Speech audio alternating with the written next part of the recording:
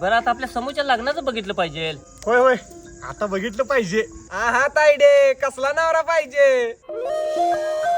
ओ आपल्या पोरगीला श्रीमंत घरात द्यायची बघा. होय ग, आपल्या पोरगीला राजघराण्यातच द्यायची आहे.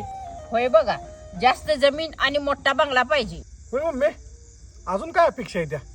अजून घरापुढे 4 गाड्या पाहिजे, त्या भरपूर सोनं नाणं पाहिजे. ए मम्मी मोठा बिझनेसमॅन बघूया. बरोबर आहे तुमचं, पण तुम्ही कुणी हे विचार केलाय का ज्या घरात आपली मुलगी द्यायची आहे त्या घरात सुख समाधान पाहिजे, त्या घरातली माणसं चांगली पाहिजे ती, आणि ज्या पोराला आपली मुलगी द्यायची आहे ती पोरग तिला आयुष्यभर साथ देणार पाहिजे.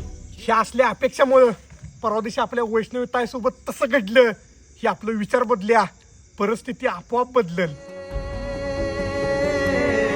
साहेब, माझ्या मुलाला एवढी मारहाण झालेली, एवढी एखाद्या जनावराला